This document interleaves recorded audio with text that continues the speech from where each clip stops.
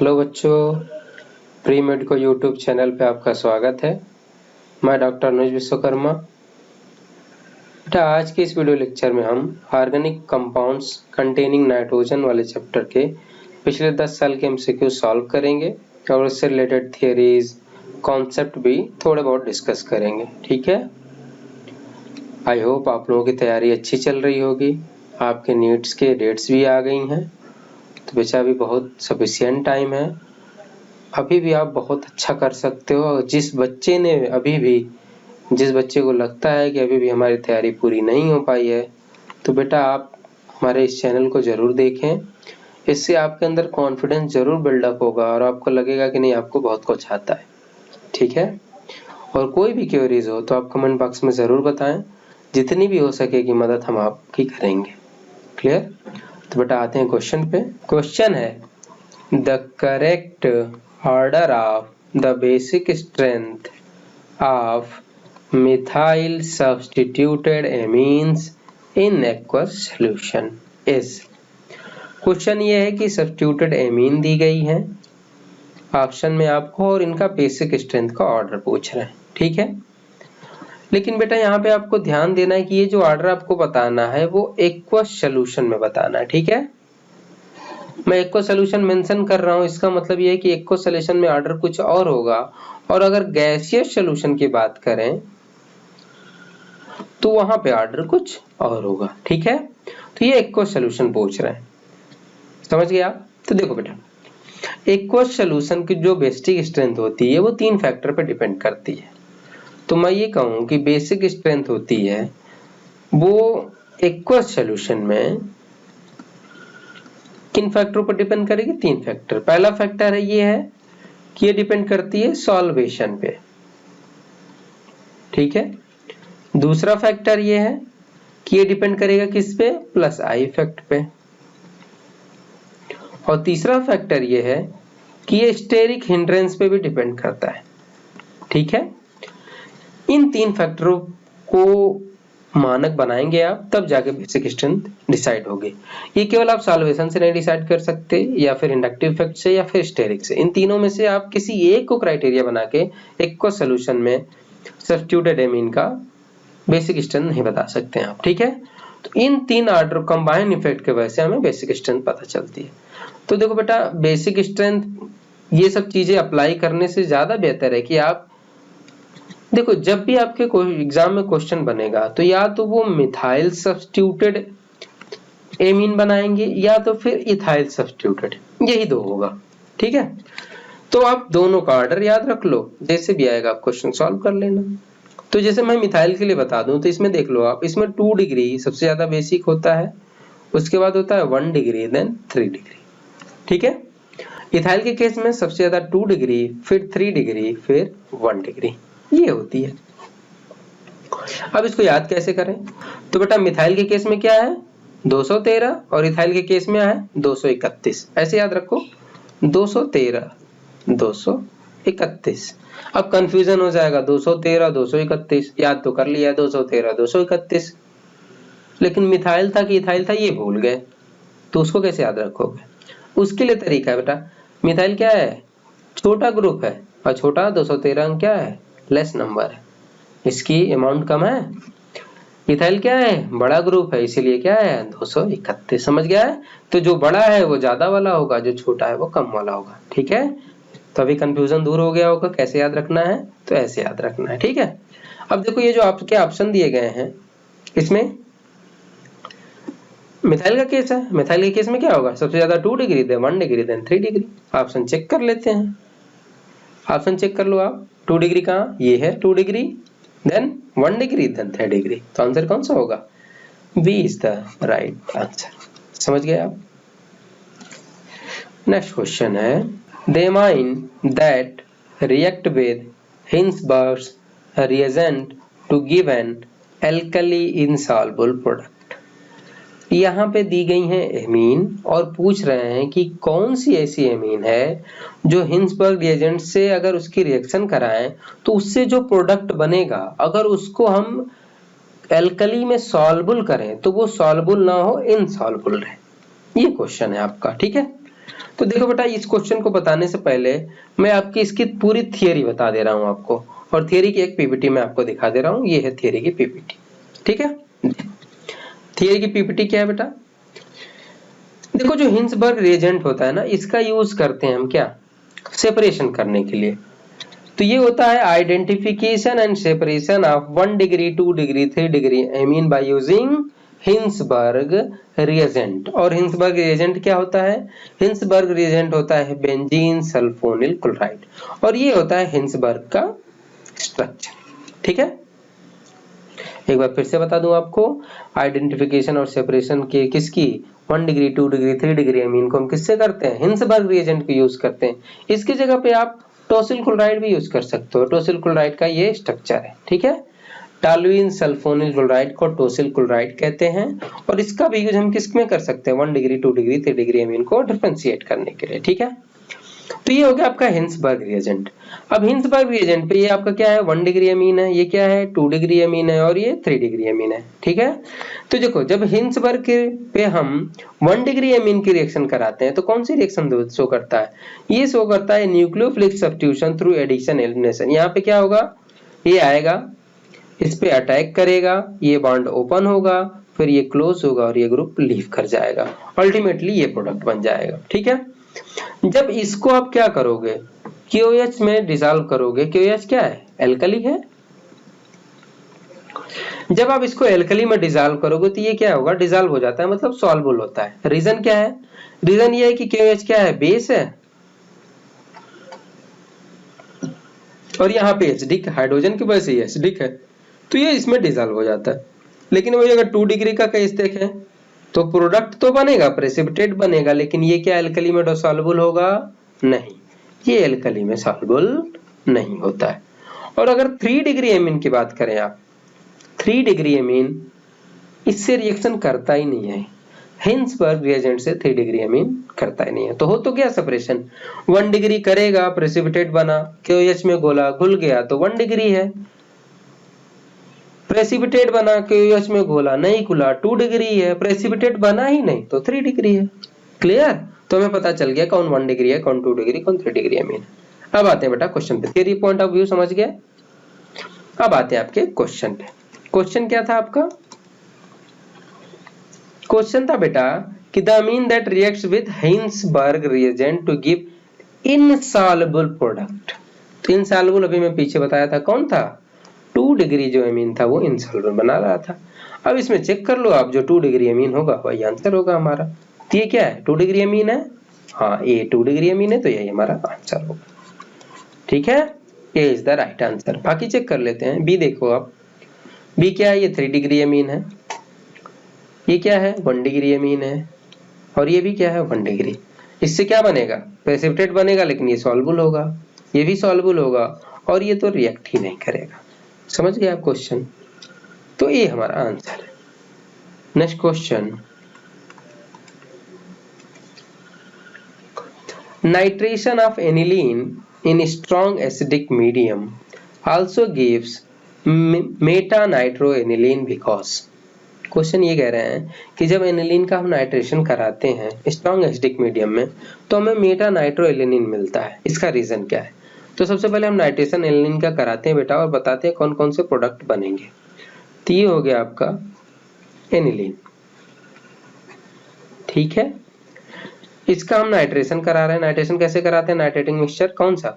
Concentrate HNO3, और क्या use करोगे? कंसंट्रेट H2SO4, यही तो होता है। इसको कंबाइनली हम क्या कहते हैं? Nitrating mixture. मैं शॉर्ट फॉर्म में लिख दे रहा हूँ, नाइट्रेटिंग मिक्सचर, ठीक है। अब देखो आप, जब इस पे हम नाइट्रेटिंग मिक्सचर की रिएक्शन कराएंगे तो हमें क्या मिलेगा? हमें मिलेगा बेटा सब्स्टिट्यूशन रिएक्शन होगा, इलेक्ट्रोफिलिक सब्स्टिट्यूशन। तो एक तो मिलेगा आपका पैरा नाइट्रोएनिलीन, दूसरा मिल सकता है मेटा नाइट्रोएनिलीन, और तीसरा मिलेगा आपको आर्थो नाइट्रोएनिलीन।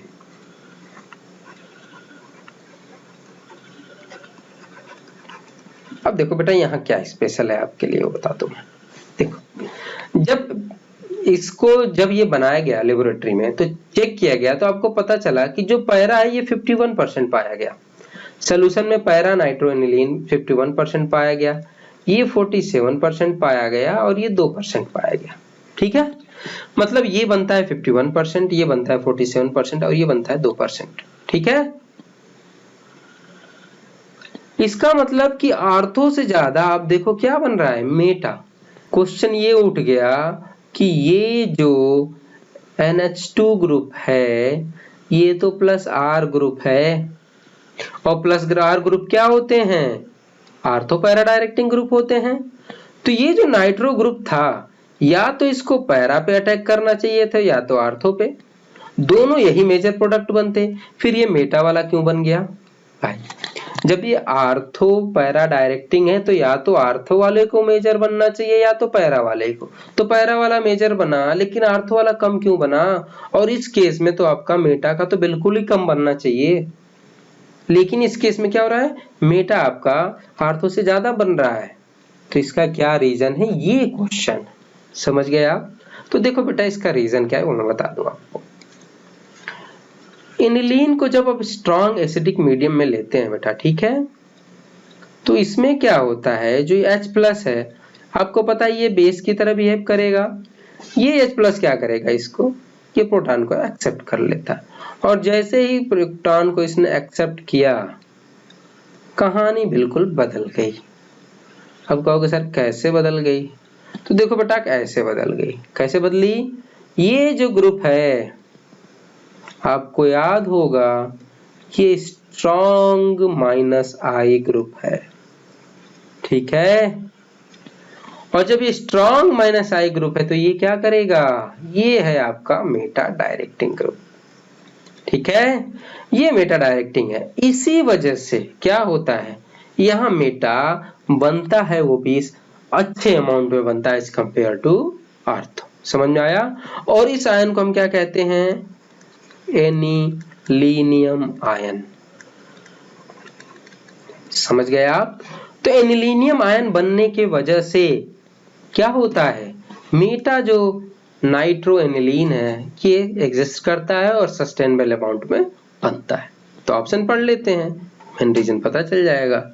करें in spite of substituted nitro group always goes to only meta position, गलत है। In electrophilic substitution reaction amino group is meta directive, बिल्कुल गलत है, आर्थो पैरा डायरेक्टिव होता है, तो ये भी पॉइंट गलत हो गया। In absence of substituent nitro group always goes to meta position, always जाने का तो कोई कॉन्सेप्ट ही नहीं, या तो आर्थो जाए या पैरा जाए या तो मेटा जाए, ये तो गलत ही हो गया। नेक्स्ट है in acidic medium aniline is present as anilinium ion, बिल्कुल मैंने बताया ना, एनिलीनियम आयन की वजह से ये हो जाता है -I पावर की वजह से मेटा डायरेक्टिंग हो जाता है और मेटा प्रोडक्ट बनता है। तुम्हारा आंसर कौन सा है, D is the right answer. Next question, the correct increasing order of basic strength for the following compound is, 3 aniline दिए गए हैं और पूछ रहे हैं कि इन तीनों एनिलीनों में से कुछ सब्स्टिट्यूटेड एनिलीन भी हैं, पूछ रहे हैं कि बेसिक ऑर्डर क्या होगा। ठीक है, तो देखो बेटा जो बेसिक स्ट्रेंथ होती है वो डायरेक्टली प्रोपोर्शनल होती है +R के +M के या फिर +I ग्रुप के, और ये इनवर्सली प्रोपोर्शनल होती है -R या -M या -I के।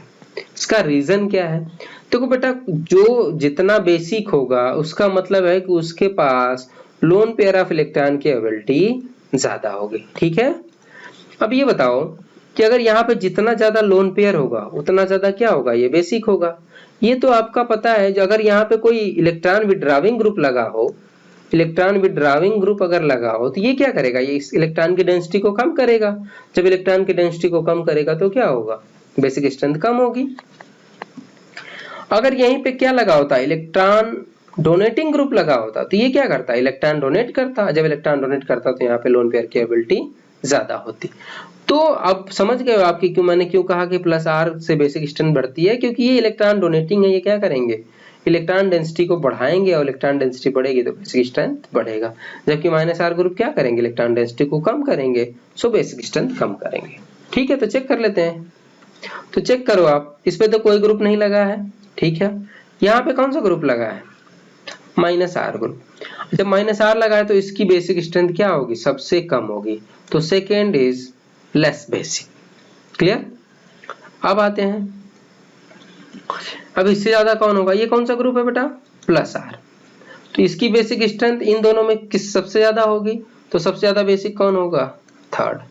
अब बात करते हैं इसकी, तो ये बेटा इन बिटवीन होगा, क्योंकि ये -R है और ये +R है, इन दोनों के बीच में ये आएगा।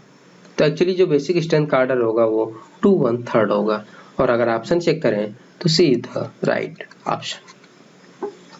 नेक्स्ट क्वेश्चन,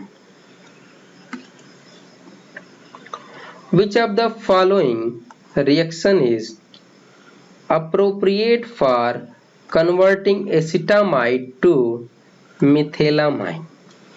4 रिएक्शन दी गई हैं और पूछ रहे हैं कौन सी रिएक्शन में एसिटामाइड से मेथिलामाइन बनाएंगे। तो सबसे पहले एसिटामाइड बना लेते हैं, तो ये बेटा क्या हो गया आपका एसिटामाइड,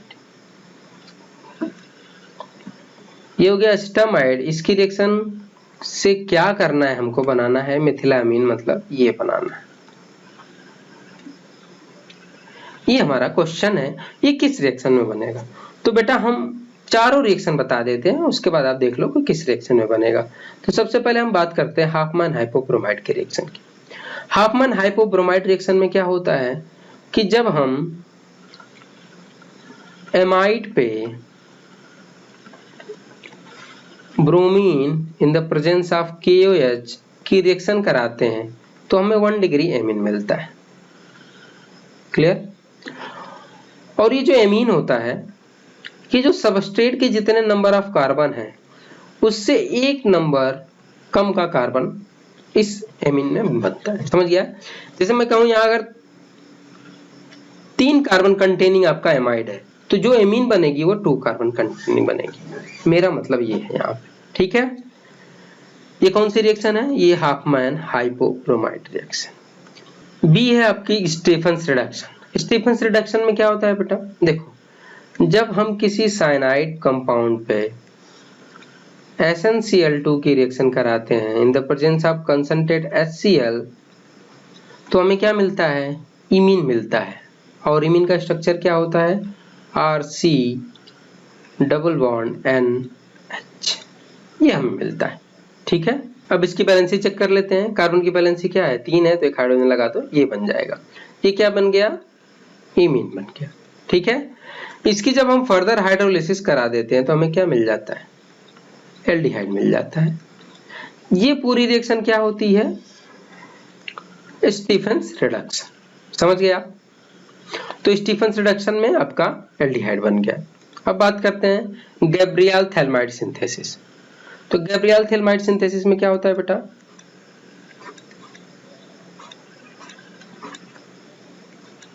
ये है आपका थैलमाइड।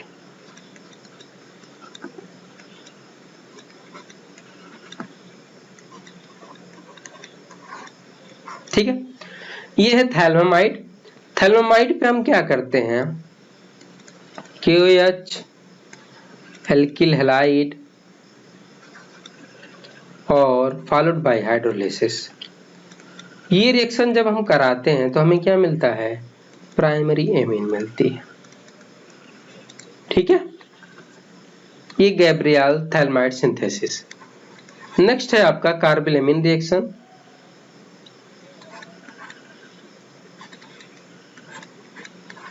जब हम एमीन पे, चाहे एलिफैटिक एमीन हो या एरोमेटिक एमीन हो, तो जब प्राइमरी एमीन पे हम chloroform in the presence of alkali reaction कराते हैं तो हमें क्या मिलता है, आइसोसाइनाइड मिलता है। एक बैड स्मेलिंग कंपाउंड मिलता है जिसको हम आइसोसाइनाइड करते हैं। इस रिएक्शन को हम कहते हैं कार्बाइलमिन रिएक्शन। क्लियर। तो 4 रिएक्शनें थी। हाफमैन हाइपोब्रोमाइड में क्या बना, एमाइड से एमीन बना। स्टीफेंस में साइनाइड से आपका एल्डिहाइड बना। गैब्रियल थैलमाइड सिंथेसिस में थैल्मामाइड से आपका प्राइमरी एमीन बना। और स्टीफेंस रिडक्शन में क्या होता है, एमीन से आपका आइसोसाइनाइड बनता है। ठीक है, अब क्वेश्चन पे आते हैं। क्वेश्चन क्या कह रहा है कि एसिटामाइड से क्या बनाना है, मीथेमीन बनाना है, और ये एमाइड से एमीन बनाना। कौन सी रिएक्शन अभी बताया हूँ, हाफमैन हाइपोब्रोमाइड रिएक्शन। और इस रिएक्शन में मैं आपको बताया था कि जितने सबस्ट्रेट में कार्बन होते हैं उससे कम एक कार्बन आपके प्रोडक्ट में होगा। अगर आप ध्यान दो तो एसिटामाइड में कार्बन की संख्या कितनी है, 2, जबकि मिथिलामीन में कितनी है, 1। तो ये कौन सी रिएक्शन से बनेगा, ये बेटा बनेगा आपका हाफमैन हाइपोब्रोमाइड रिएक्शन से। तो हमारा आंसर कौन सा होगा, A is the right answer. Next question, which one of the following nitro compound does not react with nitrous acid? 4 nitro compound दिए गए हैं और पूछ रहे हैं कि कौन सा नाइट्रस एसिड से रिएक्शन नहीं करेगा। तो बेटा जिसके पास अल्फा हाइड्रोजन नहीं होंगे वो नाइट्रस एसिड से रिएक्शन नहीं करता है। रीजन ये है कि नाइट्रस एसिड अल्फा हाइड्रोजन लेके क्या बना लेता है, वाटर मॉलिक्यूल एलिमिनेट कर लेता है और बाइंड अप हो जाता है। ठीक है, तो चेक कर लेते हैं, जिसके पास अल्फा हाइड्रोजन नहीं होंगे वही नाइट्रस एसिड से रिएक्शन नहीं करेगा। ठीक है, ये देखो ये वाला ग्रुप, इसके बगल वाला अल्फा कार्बन, बगल वाला अल्फा हाइड्रोजन, तो क्या इसके पास हाइड्रोजन है, हाँ हाइड्रोजन है, तो ये तो रिएक्शन करेगा। इसमें भी चेक करते हैं, यहाँ पे भी हाइड्रोजन अल्फा हाइड्रोजन, तो ये भी रिएक्शन करेगा। ये वाला नाइट्रो ग्रुप, बगल वाला कार्बन अल्फा, क्या इससे कोई हाइड्रोजन अटैच्ड है, नहीं, no alpha hydrogen.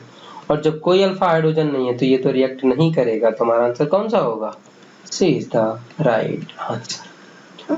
Option D check कर लेते हैं। देखो ये ग्रुप के बगल अल्फा हाइड्रोजन है, बिल्कुल है, जब अल्फा हाइड्रोजन है तो ये भी रिएक्ट करेगा। समझ गया। अब आते हैं next question. A given nitrogen containing aromatic compound A reacts with clean HCl followed by HNO2 to give an unstable compound B. B on treatment with phenol forms a beautiful colored compound C with the molecular formula C12H10N2O. The structure of compound A is। Question समझ गए आप। जब nitrobenzene पे हम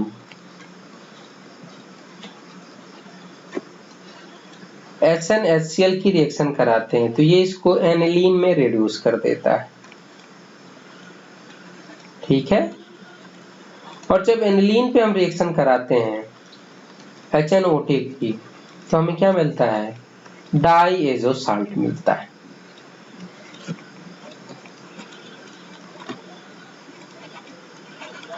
ठीक है बेटा, जब डाईएजो साल्ट पे हम किसकी रिएक्शन कराएंगे, फिनॉल की, तो ये हो गया बेटा फिनॉल आपका। तो कह रहे हैं कलर डाई, तो देखो क्या होगा, जब डाईएजो पे हम फिनॉल की रिएक्शन कराएंगे तो आपको पता है डाईएजोनियम पे फिनॉल की या एनिलीन की रिएक्शन कराना, ये किस रिएक्शन का एग्जांपल है, ये बेटा कपलिंग रिएक्शन का एग्जांपल है। और कपलिंग रिएक्शन में क्या होता है, ये भी आपको पता है, इलेक्ट्रोफिलिक सब्स्टिट्यूशन रिएक्शन है। इसमें क्या होगा, यहाँ से इलेक्ट्रोफाइल जनरेट होगा, वो क्या करेगा, इस पे अटैक करेगा। इलेक्ट्रोफाइल इसमें क्या बनेगा, तो बेटा इसमें इलेक्ट्रोफाइल ये होता है, आप देख लो, इसका जो इलेक्ट्रोफाइल होता है वो ये होता है N डबल बॉन्ड N, और यहाँ पे पॉजिटिव चार्ज। ठीक है, ये हो गया इलेक्ट्रोफाइल की तरह बिहेव करता है। और ये कैसे करता है, देखो क्या होगा कि ये जो रिंग है ये क्या करेगी, Cl को ले लेगी, इलेक्ट्रॉन यहाँ से ले लेंगे, जब इलेक्ट्रॉन ले लें तो यहाँ पे क्या आ जाएगा, नेगेटिव चार्ज आ जाएगा।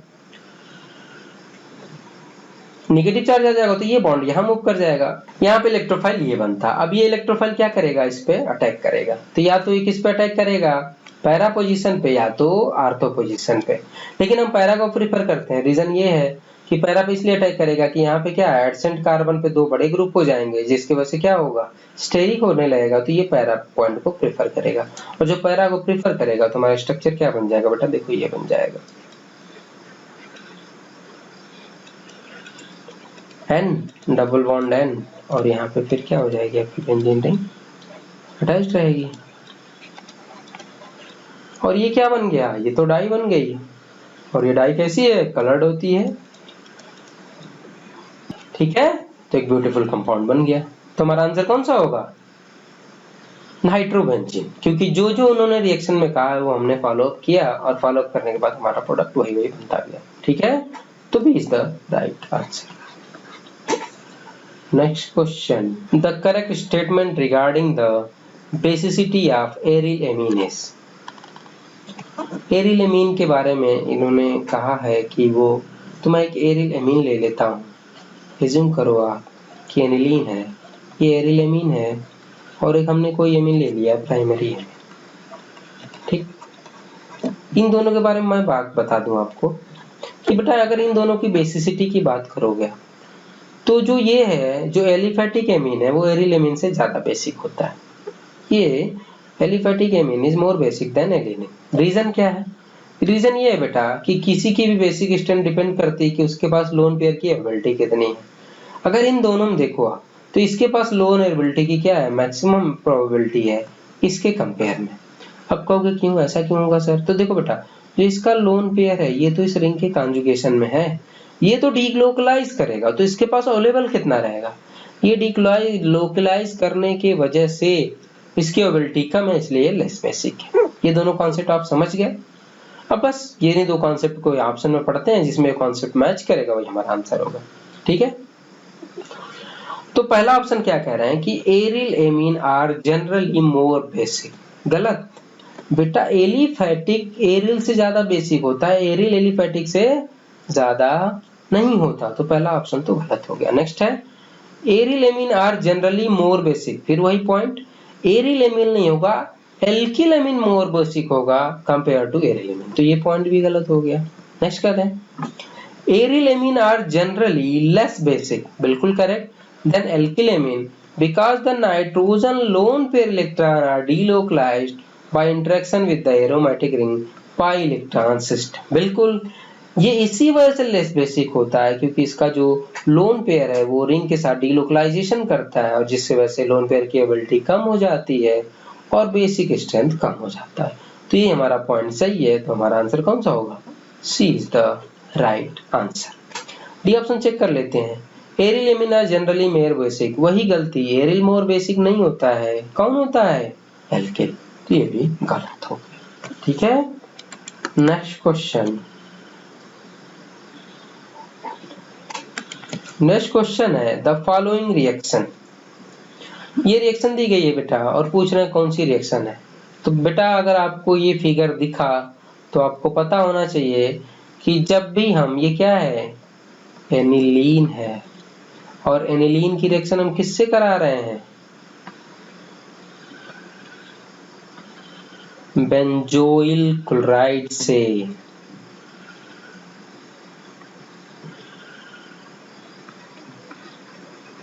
और बेंजोइल क्लोराइड से एनिलीन की reaction in the presence of base, ये रिएक्शन आपकी कहलाती है शॉर्टेन-बाउमैन reaction.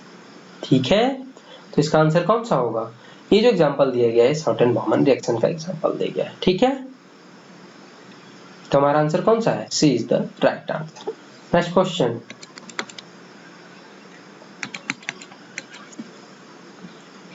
Method by which aniline can not be prepared is.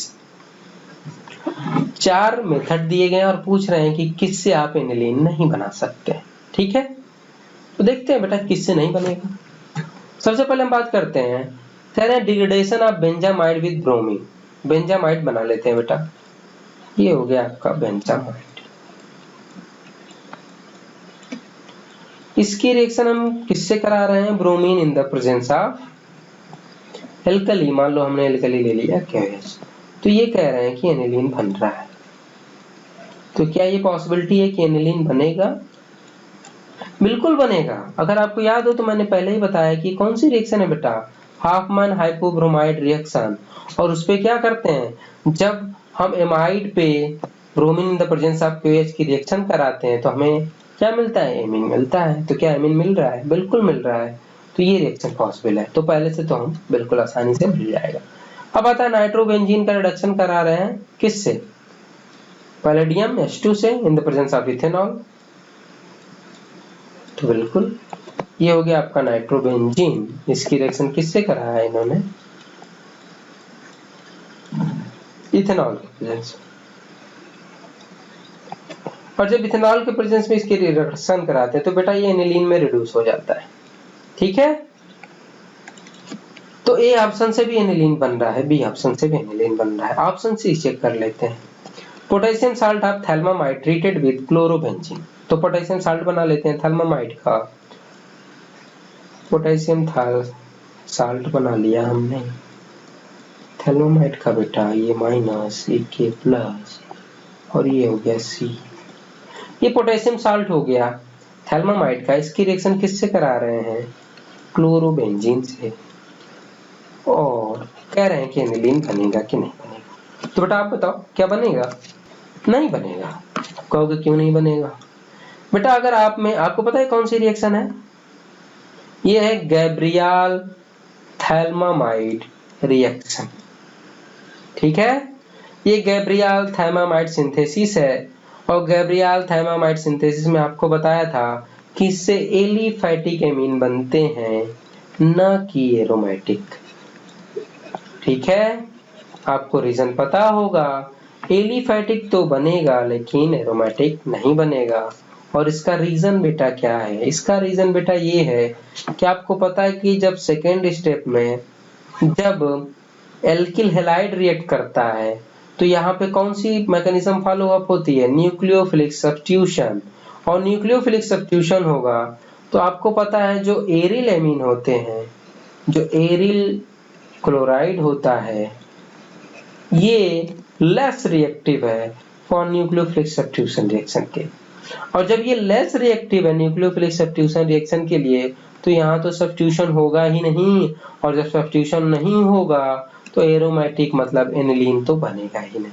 ठीक है, तो इसका मतलब क्या हो गया कि potassium salt of phthalimide treated with chlorobenzene followed by hydrolysis with NaOH solution, इससे बिल्कुल ही आपका एमीन नहीं बनेगा।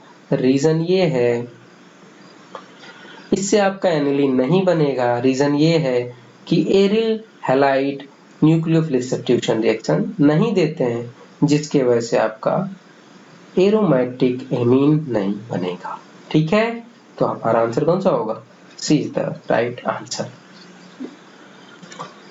Next question, the electrolytic reduction of nitrobenzene in strongly acidic medium produces.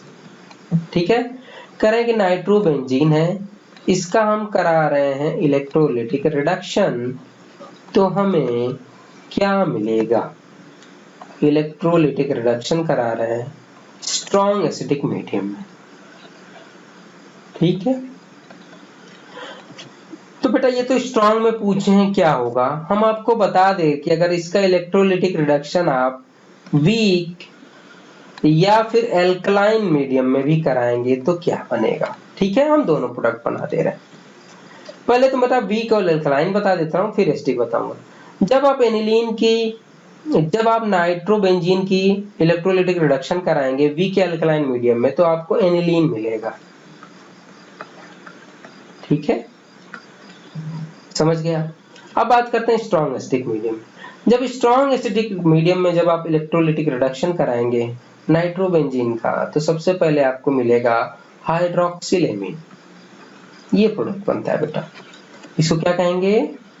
Hydroxyl amine. ये बना। बाद में ये हाइड्रोक्सिल एमीन क्या करता है? आपको रीअरेंज कर लेता है। इसमें होगा रीअरेंजमेंट, और रीअरेंजमेंट के बाद क्या करेगा? ये जो OH ग्रुप है ये पैरा पोजीशन पे आ जाएगा ये, और अल्टीमेटली प्रोडक्ट आपका ये बन जाएगा। इसका नाम है पैरा अमीनो फिनॉल। ठीक है, तो आपसे क्वेश्चन पूछ रहा है स्ट्रॉन्ग एसिडिक मीडियम का, तो क्या बनेगा? Para amino phenol. Option check करते हैं। C option para amino phenol is the right answer. Clear? Next question, in the following reaction the product A is, diazonium salt है, इससे रिएक्शन करा रहे हैं किसकी? एनिलीन की, और येलो डाई बन रहा है in the presence of acid. ठीक है, तो बेटा ये तो अभी मैं बताया कौन सी रिएक्शन है? Coupling reaction. और कपलिंग रिएक्शन में क्या होता है, यहाँ से इलेक्ट्रोफाइल जनरेट होता है और ये इलेक्ट्रोफाइल इस पे अटैक करता है पैरा पोजीशन पे और हमको डाई मिल जाती है। यही तो रिएक्शन है। तो करा दो भाई अटैक, हमें अटैक ही तो कराना है। जितना ज्यादा अटैक होगा उतना ज्यादा प्रोडक्ट बनेगा। तो ये हो गए अटैकिंग मॉलिक्यूल हमारा इलेक्ट्रोफाइल। ये अटैक करेगा एनिलीन पे, ये रही आपकी एनिलीन, इस पे अटैक करेगा और आपको पता है कहाँ अटैक करेगा, पैरा पोजीशन पे। आर्थो पे क्यों नहीं करेगा, कि मैं बताया हूँ यहाँ पे स्टेरिक रिपल्सन होगा, इसके वजह से पैरा पे। तो ये आया, इसने क्या किया, पैरा हाइड्रोजन को सब्स्टिट्यूट कर दिया और हमारा प्रोडक्ट ये बन गया।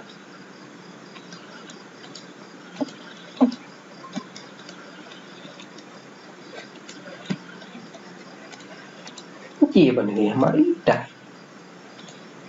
समझ गए आप? चेक कर लो, जिसमें मैच करेगी वही हमारी डाई है। ऑप्शन ए मैच कर रहा है, नहीं, ये भी नहीं। क्यों? क्योंकि पैरा पे होना चाहिए, मेटअप दे दिया, ये भी गलत। ये रहा हमारा राइट आंसर। तो it is the right answer. Clear? Next question, which of the following will be most stable diazonium salt.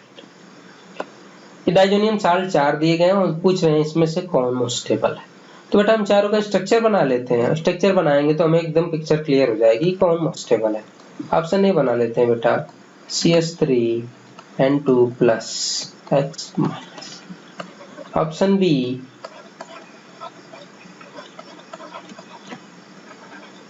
N2+X-। Option C CH3CH2N+X-। और ऑप्शन डी ये बेंजीन रिंग CH2N2+X-। अब इन चारों ऑप्शनों में देखो बेटा, इन चारों ऑप्शनों में अगर आप देखोगे तो ऑप्शन बी में देख रहे हो, ये जो नाइट्रोजन है ये रिंग के डायरेक्ट कॉन्जुगेशन में, और जब ये रिंग के डायरेक्ट कॉन्जुगेशन में है तो ये पॉजिटिव चार्ज क्या करेगा, इस रिंग पे डीलोकलाइज करेगा। और जब पॉजिटिव चार्ज रिंग पे डीलोकलाइज करेगा तो इसकी जो स्टेबिलिटी होगी ये मैक्सिमम होगी। ठीक, इसके स्टेबिलिटी बाकी कंपेयर में सबसे ज्यादा होगी। तो मोस्ट स्टेबल कौन होगा, मोस्ट स्टेबल होगा जिसके अंदर कॉन्जुगेशन है। तो कॉन्जुगेशन किसके अंदर है, इसके अंदर। तो B is the right answer. Clear? Next question पे आते हैं। Nitrobenzene on reaction with concentrate HNO3H2SO4 at 80 to 100 degree Celsius forms which one of the following product। ठीक है, कह रहे हैं कि नाइट्रोबेंजीन पे जब हम कंसंट्रेट HNO3H2SO4 की रिएक्शन कराते हैं तो 80 से 100 डिग्री सेल्सियस फॉर्म करने पे कौन सा प्रोडक्ट बनता है। ठीक है, तो सबसे पहले बेटा देखो, हम एक रिएक्शन बता दे रहे हैं, उसके बाद आप सीख लो। देखो बेटा, जब बेंजीन पे हम कंसंट्रेट HNO3 और कंसंट्रेट H2SO4 इन दोनों को हम एक नाम से जानते हैं और आपको पता होगा इसका नाम क्या है, नाइट्रेटिंग मिक्सचर। ठीक है, इसको हम क्या कहते हैं, नाइट्रेटिंग मिक्सचर। तो बेटा यहाँ पूरा मैं नाम नहीं लिख रहा हूँ, सीधा नाइट्रेटिंग मिक्सचर लिख दिया। आपको बात समझ में आ गई? तो जब नाइट्रेटिंग मिक्सचर का यूज करेंगे, टेम्परेचर कितना लेते हैं, 60 डिग्री, तो हमें क्या मिलेगा, हमें मिलता है बेटा नाइट्रोबेंजीन। ठीक, नाइट्रोबेंजीन मिल गया। अब जब इस पे हम नाइट्रेटिंग मिक्सचर की रिएक्शन कराते हैं, लेकिन अब टेम्परेचर कितना होगा, 90 डिग्री, तो हमें क्या मिलता है, हमें मिलता है मेटा सब्स्टिट्यूटेड नाइट्रोबेंजीन, और वो भी क्या होगा, डाई नाइट्रोबेंजीन मिलेगा। ठीक है, अब इस पे अगर हम नाइट्रेटिंग मिक्सचर यूज करें, ये बेटा जो भी नाइट्रेटिंग मिक्सचर हम लेते हैं ये एक्सेस में लेते हैं, आपको ये बात का ध्यान रखना है।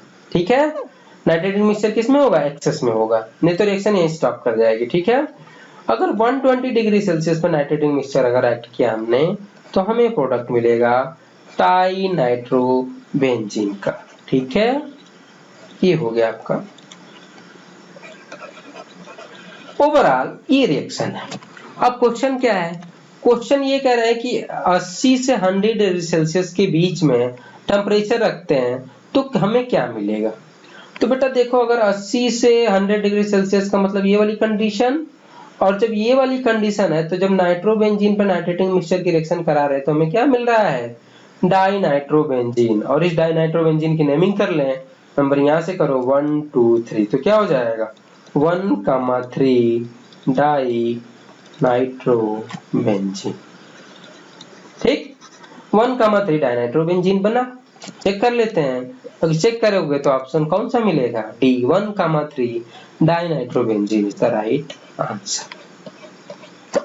Next question, in the reaction diazonium salt है सब्स्टिट्यूटेड, और इसको कर रहे हैं तो डाइजोनियम साल्ट हो जा रहा है, डिसअपीयर हो जा रहा है, मतलब रिड्यूस हो जा रहा है, और ये प्रोडक्ट बन रहा है। तो पूछ रहे हैं ये सबस्ट्रेट क्या होगा। तो बेटा आपने पढ़ा होगा कि जब डाइएजोनियम साल्ट को हम रिड्यूस कराना होता है बेंजीन में, तो आपको याद होगा कि हम क्या यूज करते हैं, ये यूज करते हैं in the presence of water, या फिर हम इथाइल अल्कोहल यूज करते हैं। अगर आपने सबस्ट्रेट यूज किए, रिएजेंट यूज किए, तो जो ये डाइएजो है ये रिड्यूस हो जाएगा सीधा सीधा बेंजीन में। ठीक है, ये होता है।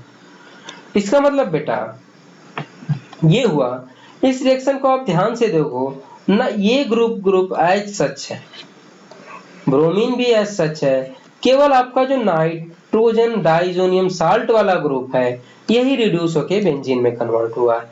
इसका मतलब ये जो रिएजेंट होगा वो इससे इसमें कन्वर्ट कराने में हेल्पफुल होगा। तो चेक कर लेते हैं, ऑप्शन ए में देखोगे बेटा वही रिएजेंट है जो मैंने इस रिएक्शन में बताया है, तो ए इज द राइट आंसर। बाकी क्या बात कर लेते हैं बेटा, एसिडिक हाइड्रोलिसिस कराने पे ये जो डाइएजोपोलियम है ये किस में कन्वर्ट हो जाएगा, फिनॉल में।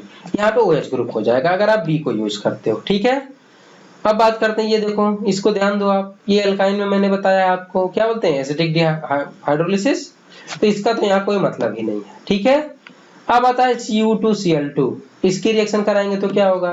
तो बेटा इसकी रिएक्शन कराओगे आप तो आपको पता है कौन सी रिएक्शन ये है सैंडमेयर रिएक्शन। और सैंडमेयर रिएक्शन में क्या होगा, ये डाइएजो ग्रुप हट जाएगा और यहाँ पे क्या हो जाएगा, क्लोरीन ऐड हो जाएगा। ठीक है, तो क्लोरोबेंजीन बन जाएगा। समझ में आया, चारों ऑप्शन आपके क्लियर हो गए। तो इसका आंसर कौन सा है, ये चूंकि रिड्यूस हो रहा है तो हमारा आंसर है A is the right answer. Next question, on hydrolysis of a compound 2 compounds are obtained, one of which on treatment with sodium nitrite and hydrochloric acid give a product which does not respond to iodoform test.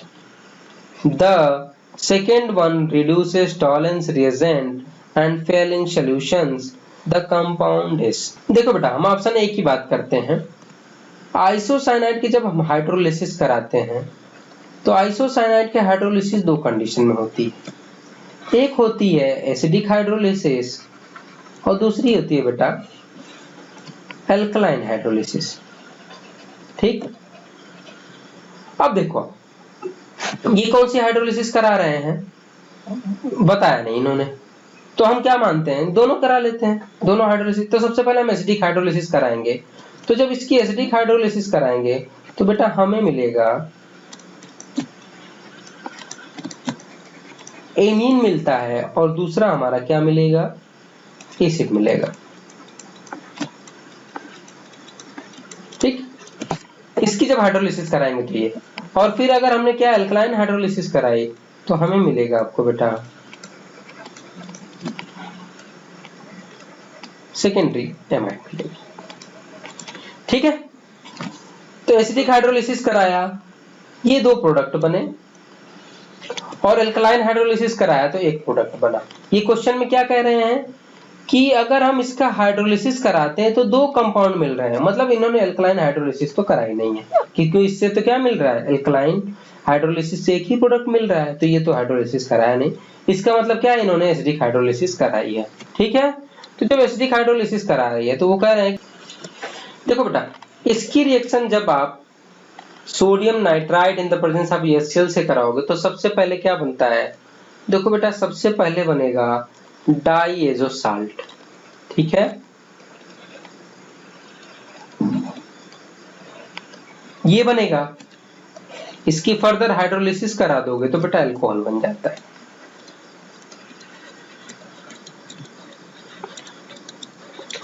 अब ये कह रहे हैं कि ये जो compound बना ये आइडोफॉर्म टेस्ट नहीं देता है।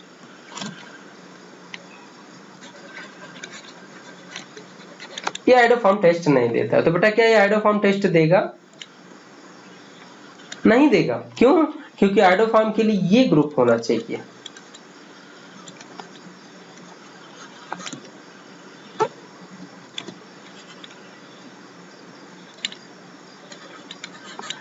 आइडोफॉर्म के लिए ये ग्रुप होना चाहिए और ये ग्रुप इसमें प्रेजेंट नहीं है, तो ये आइडोफॉर्म टेस्ट नहीं देगा। सेकंड ये कह रहे हैं कि जो दूसरा कंपाउंड है, दूसरा कंपाउंड क्या है बेटा, ये तो दूसरा कंपाउंड है। अब ये कह रहे हैं ये फेलिंग सोल्यूशन को भी रिड्यूस कर रहा है और टॉलरेंस रिएजेंट को भी। ठीक है, तो बेटा ये फेलिंग को कर रहा है, टॉलरेंस को कर रहा है, और ये कौन करता है, एल्डिहाइड करता है। और इसमें देखो क्या एल्डिहाइड ग्रुप है, बिल्कुल है एल्डिहाइड ग्रुप है। तो मतलब जो आइसोसाइनाइड का जब हमने क्या कराया, हाइड्रोलिसिस कराई, तो जो प्रोडक्ट बना वो आइडोफॉर्म नहीं दे रहा है, ये बात भी सही है। और जो दूसरा प्रोडक्ट बना वो फेलिंग सोल्यूशन को और टॉलरेंस रिएजेंट को रिड्यूस कर रहा है। बोथ आर करेक्ट, दोनों मैच कर रहे हैं। तुम्हारा आंसर कौन सा होगा, A is the right answer. Next question, some reactions of amines are given, which one is not correct। चार रिएक्शन दी गई है एमीन के और पूछ रहे हैं कौन सी रिएक्शन करेक्ट नहीं है। तो पहले ये एक रिएक्शन को देखते हैं, एन सब्स्टिट्यूटेड एनिलीन है, इसकी रिएक्शन किससे करा रहे हैं, sodium nitride in the presence of HCl, और ये कंपाउंड बन रहा है। बेटा हम रिएक्शन करा के दिखा दे रहे हैं। तो देखो बेटा जब इस पे हम इसकी रिएक्शन कराते हैं तो ये दोनों कंपाउंड मिलके क्या बना लेते हैं, ये दोनों आपस में रिएक्ट करके बना लेंगे nitrous acid and sodium chloride, ये बन जाता है।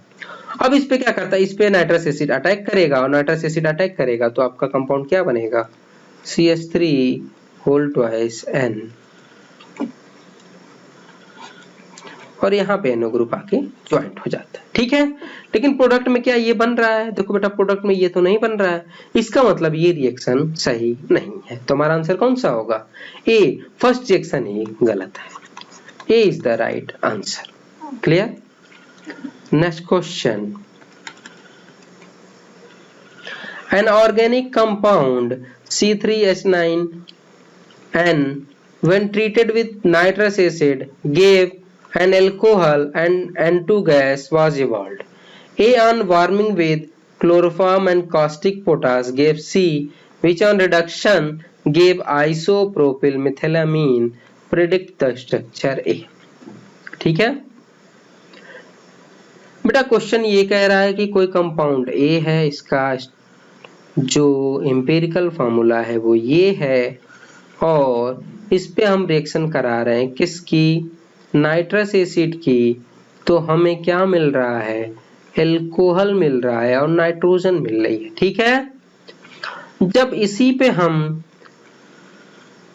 Chloroform in the presence of base में ले लिया KOH, तो हमें C मिल रहा है, और जब इस C को हम रिड्यूस करा दे रहे हैं तो हमें क्या मिल रहा है, आइसोप्रोपिल मिथाइल एमीन, ये मिल रहा है। तो पूछ रहे हैं कि ये क्या है। तो देखो बेटा अगर ये नाइट्रोजन कंटेनिंग कंपाउंड है और इसकी नाइट्रस एसिड से रिएक्शन कराने पे अल्कोहल मिल रहा है, तो ये पक्का प्राइमरी एमीन होगी बेटा। ठीक है, क्योंकि प्राइमरी एमीन की नाइट्रिक एसिड से रिएक्शन कराते हैं तो अल्कोहल देता है, नाइट्रोजन गैस निकलती है, तो मतलब ये प्राइमरी एमीन है।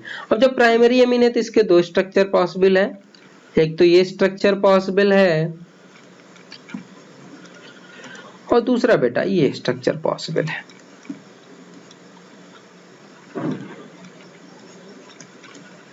यही दो तो स्ट्रक्चर पॉसिबल है, प्राइमरी अमीन ये भी है, प्राइमरी अमीन ये भी है। तो फर्स्ट वाले से तो आप डिसाइड नहीं कर सकते कि ये है कि ये है, लेकिन इससे डिसाइड हो सकता है। इससे कैसे डिसाइड होगा बेटा, वो देख लो आप। देखो जब इस पे हम किसकी रिएक्शन कराएंगे, chloroform in the presence of KOH, और आपको पता है कि जब chloroform in the presence of KOH कौन सी रिएक्शन हो जाएगी, कार्बिलएमीन रिएक्शन। और कार्बिलएमीन रिएक्शन में क्या बनता है, आइसोसाइनाइड बनता है। तो बेटा यहाँ पे बन जाएगा आपका आइसोसाइनाइड, और जब आइसोसाइनाइड बन जाएगा तो ये बन जाएगा। इसका जब आप रिडक्शन करा दोगे बेटा तो ये क्या हो जाएगा, जो NH ग्रुप है ये किस में कन्वर्ट हो जाएगा, मैं इस ग्रुप को यहाँ से हटा दे रहा हूँ, ये समझ गए आप, यहाँ पे क्या हो जाएगा, हाइड्रोजन लग जाएगा। ठीक है, ये हो जाएगा। अब बेटा इसकी नेमिंग करो तो क्या ये आइसोप्रोपाइल मेथिलामीन है, नहीं, ये बेटा आपका नॉर्मल प्रोपिल मेथिलामीन है। मतलब ये तो ग्रुप नहीं होगा, ये इससे क्लियर हो गया, तो ये गलत हो गया। ठीक है, इस पे यही कराते हैं, कार्बिलएमीन रिएक्शन क्या बनेगा, आइसोसाइनाइड बनेगा बेटा, बैड स्मेलिंग कंपाउंड। इसका जब हम क्या कराएंगे, रिडक्शन करा देंगे तो बेटा हमें मिलेगा CH3CH, ये बन जाएगा NH2 और यहाँ पे CH3, और इसका नाम क्या है बेटा, इसका नाम है आइसोप्रोपिल मेथिलामीन। ठीक है, इसका मतलब क्या हो गया कि हमारा करेक्ट कौन सा होगा, ये जो होगा यही करेक्ट होगा। और अगर ऑप्शन चेक करो बेटा तो ऑप्शन चेक करने पे आप पाओगे कि A is the right answer. तो हमारा आंसर कौन सा है, A is the correct answer. Clear, good. Next question, what is the product obtained in the following reaction. Nitro compound है, इसकी रिएक्शन किससे करा रहे हैं, जिंक अमोनियम क्लोराइड से। और जब जिंक अमोनियम क्लोराइड से कराते हैं तो बेटा यहाँ पे क्या मिलता है आपको, हाइड्रोक्सिल एमीन मिलेगा। ठीक, लेकिन अगर यहीं पे आपने जिंक तो लिया होता, उसके बाद लिया क्या ले लिया होता, HCl या फिर नाइट्रिक एसिड ले लिया होता, तो बेटा आपका जो प्रोडक्ट बन जाता वो बन जाता एनिलीन। ठीक, ये दोनों बातें समझ गए आप। अगर आपने जिंक अमोनियम क्लोराइड लिया तो आपको हाइड्रोक्सिल एमीन मिलेगा, और अगर आपने इस रिएजेंट में जिंक ले लिया वो भी HCl या फिर HNO3 के साथ तो आपको एनिलीन मिलेगा। लेकिन इस रिएक्शन में अमोनियम क्लोराइड लिया है तो हाइड्रोक्सिल एमीन बनेगा, और इसमें चेक कर लो तो बेटा ये क्या है, हाइड्रोक्सिल एमीन है, तो A is the right answer. Clear. Next question, which of the following compound is most basic. कौन सा कंपाउंड मोस्ट बेसिक होगा, बेटा मैं पहले ही बताया हूं आपको कि जो बेसिक स्ट्रेंथ होती है वो directly proportional two electron pair availability. जितनी ज्यादा इलेक्ट्रॉन पेयर की अवेलेबिलिटी होगी उसकी बेसिक स्ट्रेंथ उतनी ज्यादा होगी। इन चारों में चेक कर लेते हैं, जिसके पास लोन पेयर की अवेलेबिलिटी सबसे ज्यादा तो उसका बेसिक स्ट्रेंथ उतनी ज्यादा। ठीक है, तो देखो बेटा यहाँ पे चेक करो तो देखो इसमें क्या है, लोन पेयर कॉन्जुगेशन में है, लोन पेयर कॉन्जुगेशन में है तो इस पे क्या होगा, लोन पेयर की अवेलेबिलिटी कम होगी तो ये लेस बेसिक है। ठीक, यहाँ देखते हैं बेटा, यहाँ देखो जो अमीनो ग्रुप है इसके कॉन्जुगेशन में नहीं है तो इसका जो लोन पेयर है ये इसके पास परमानेंट अवेलेबल रहेगा, तो ये सबसे ज्यादा मोर बेसिक होगा। ठीक है, ऑप्शन सी चेक करो बेटा, इसका भी लोन पेयर कॉन्जुगेशन में तो ये भी लेस बेसिक होगा, और इसका भी लोन पेयर कॉन्जुगेशन में है तो ये भी लेस होगा। तो option A, option C, option D सब में कॉन्जुगेशन है, सब में कॉन्जुगेशन है तो सब पे लोन पेयर की अवेलेबिलिटी कम होगी, लोन पेयर की अवेलेबिलिटी कम होगी तो वो लेस बेसिक होंगे। जबकि ऑप्शन बी में लोन पेयर कॉन्जुगेशन में नहीं है, जब लोन पेयर कॉन्जुगेशन में नहीं है तो उनकी अवेलेबिलिटी मैक्सिमम है, जो मैक्सिमम अवेलेबिलिटी होगी तो बेसिक स्ट्रेंथ भी क्या होगी, मैक्सिमम होगी। तो हमारा आंसर कौन सा होगा, B is the right answer। ठीक, अब आते हैं अगले क्वेश्चन पे। Aniline in set of the following reactions yield a colored compound Y। Aniline की रिएक्शन करा रहे हैं, sodium nitride in the presence of HCl, तो क्या मिल रहा है, X मिल रहा है, फिर उसकी रिएक्शन NN डाइमेथाइल एनिलीन से कर रहे हैं तो हमें Y मिल रहा है। पूछ रहे हैं Y क्या होगा, तो देखो बेटा हम रिएक्शन करा दे रहे हैं। जब एनिलीन की रिएक्शन हम sodium nitrite in the presence of HCl कराते हैं तो, लेकिन बेटा यहाँ ध्यान देना है कि यहाँ टेम्परेचर क्या होना चाहिए, 0 से लेके 5 डिग्री सेल्सियस तक। देखो जी यहाँ जो वेरिएशन है 5 डिग्री का है, तो 0 से लेके 5 डिग्री तक अगर आप, ये ध्यान रखना है क्योंकि अगर ये टेम्परेचर 5 डिग्री से एक्सीड किया तब तो बेटा प्रोडक्ट कुछ और बन जाएगा, और अगर ये 5 डिग्री और 0 से 5 डिग्री के बीच के रेंज में है तो प्रोडक्ट कुछ और बनेगा। मैं दोनों बता दे रहा हूँ बेटा। जब ये 0 से 5 डिग्री के रेंज में होगा तो ये आपका डाइअज़ोनियम साल्ट बना लेगा, क्लियर।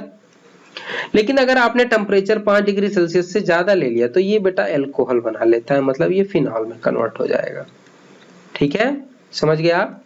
5 डिग्री सेल्सियस से ज्यादा है, सेम रिएजेंट है और सेम सबस्ट्रेट है तो क्या होगा, ये फिनॉल बन जाएगा। लेकिन अगर इस रेंज में है तो यहाँ क्या बन जाएगा, डाइएजो बन जाएगा। तो यहाँ जो X बनेगा वो क्या बनेगा, डाइअज़ोनियम साल्ट। और डाइअज़ोनियम साल्ट पे डाई NN डाइमिथाइल एमीन की रिएक्शन करा रहे हैं।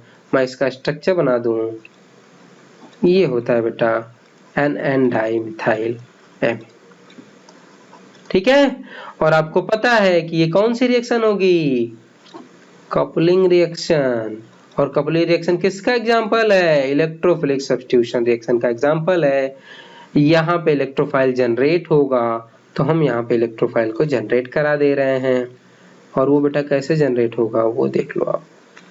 यहाँ से इलेक्ट्रोफाइल जनरेट होगा N double bond N plus, और ये अटैक करेगा किस पे, आपके NN डाइमिथाइल एनिलीन पे। ये इस पे अटैक करेगा, और कहाँ अटैक करेगा, मैं आपको बताया था ये इसके पैरा पोजीशन पे अटैक करेगा। रीजन मैंने स्पेसिफाई किया था, क्यों, क्योंकि आपको पता है पैरा पोजीशन पे क्या होता है, लेस स्टेरिक हिंड्रेंस होगा। जब लेस स्टेरिक हिंड्रेंस होगा तो प्रोडक्ट मोर स्टेबल होगा, तो अल्टीमेटली आपका प्रोडक्ट ये बन जाएगा। और आपको पता है ये क्या है, डाई है, और डाई क्या होती है, कलर्ड होती है, ठीक है। तो वाई आपका ये रहा, ठीक है। अब ऑप्शन चेक कर लो आप जिसमें मैच करेगा, तो ऑप्शन ए मैच कर रहा है बेटा, तो ए इज द राइट आंसर। और आपको बता दूं बेटा कि ये पहले बहुत ही फेवरेट क्वेश्चन हुआ करता था, आप देख लो ये 2004 में भी आया है, 8 में भी आया है और 10 में भी आया है। तो कपलिंग रिएक्शन बहुत इंपॉर्टेंट है। नाइट्रोजन कंटेनिंग कंपाउंड में coupling reaction, Hopman hypobromide reaction, इसके अलावा डाइएजो की रिएक्शंस बेटा बहुत इंपॉर्टेंट है, कभी ना कभी जरूर ही आ जाती है कहीं ना कहीं से घुमा फिरा के, ठीक है। तो बेटा ये बहुत इंपॉर्टेंट है, आपको इस पे बहुत ज्यादा स्पेशली फोकस करने की जरूरत है, ठीक है। चलो अब आते हैं नेक्स्ट क्वेश्चन पे। नेक्स्ट क्वेश्चन है, which of the following statement about primary amine is false. Primary amine के बारे में कौन सा स्टेटमेंट गलत है। तो पहला है बेटा, प्राइमरी एमीन में क्या कह रहे हैं, alkyl amine are stronger base than aryl amine. तो कोई एल्किल एमीन मैं बना ले रहा हूं, और ये हो गया बेटा आपका एरिल एमीन। ये कह रहे हैं ये इसके कंपेयर में मोर बेसिक है, तो क्या सही है, बिल्कुल सही है। रीजन ये है कि बेटा कि इसका जो लोन पेयर है इसमें तो कोई कॉन्जुगेशन नहीं है, लेकिन एरिल एमीन में क्या है, ये लोन पेयर कॉन्जुगेशन में है। जब लोन पेयर कॉन्जुगेशन में तो इसकी बेसिक स्ट्रेंथ इसके कंपेयर में क्या होगी, कम होगी। तो एल्किल एमीन है वो stronger base than aryl amine है, ये बात बिल्कुल सही है, तो ये तो सही है भाई। नेक्स्ट है, alkyl amine react with nitrous acid to produce alcohol. बिल्कुल, अगर आप एल्किल एमीन की रिएक्शन नाइट्रस एसिड से कराएंगे, हम पीछे ही बात कर चुके हैं, तो हमें अल्कोहल मिलता है, ये बात भी सही है, ठीक है, ये पॉइंट भी सही है। ऑप्शन सी में कह रहे हैं कि aryl amines react with nitrous acid to produce phenol, ठीक है। अब एरिल एमीन है ये पीएच, इसकी रिएक्शन करा रहे हैं आप किससे, नाइट्रस एसिड से। और बेटा जब नाइट्रस एसिड से रिएक्शन कराते हैं तो दो केस होते हैं, एक तो केस होता है कि लेस देन 5 डिग्री सेल्सियस हो तो क्या बनेगा, और एक केस होता है कि ग्रेटर देन 5 डिग्री सेल्सियस हो तो क्या बनेगा, ठीक है। तो बेटा जब इन्होंने टेम्परेचर मेंशन किया नहीं है तो आपको इस पे ध्यान देना होता है, ठीक है, आप पर ग्रेटर देन नहीं, क्योंकि अगर वो टेम्परेचर मेंशन कराना होता तो वो 5 डिग्री सेल्सियस से ज्यादा बोलते हैं, ठीक है। लेकिन अगर वो टेम्परेचर मेंशन नहीं करा है तो आपको क्या लेना है कि इसका जो टेम्परेचर रिएक्शन करा रहे हो वो लेस देन 5 डिग्री सेल्सियस पे करा रहे हैं, और लेस देन 5 डिग्री सेल्सियस पे कराने पे क्या बनता है आपको पता होगा बेटा, डाई एजो साल्ट बनता है, ठीक है। तो एरिल एमीन की रिएक्शन जब नाइट्रस एसिड से कराएंगे तो क्या बनेगा, डाइएजोनियम साल्ट बनेगा, जबकि ये कह रहे हैं कि फिनॉल बनेगा। ये तो फिनॉल तब बनता है जब टेम्परेचर ग्रेटर देन 5 डिग्री होता, तो या तो ये लिखते कि टेम्परेचर ग्रेटर देन 5, तब ये स्टेटमेंट सही था, लेकिन इन्होंने स्टेटमेंट स्पेसिफिक किया नहीं है। जब स्पेसिफिक किया नहीं तो हम किसको प्रेफर करेंगे, लेस देन 5 डिग्री को, और इस कंडीशन में क्या बनेगा, डाइएजोनियम साल्ट बनेगा। तो यही स्टेटमेंट हमारा क्या होगा, फॉल्स होगा, मतलब यही गलत होगा, तो हमारा करेक्ट आंसर भी यही होगा, ठीक है। तो C is the right answer. D check कर लेते हैं, alkyl amine are stronger base than ammonia.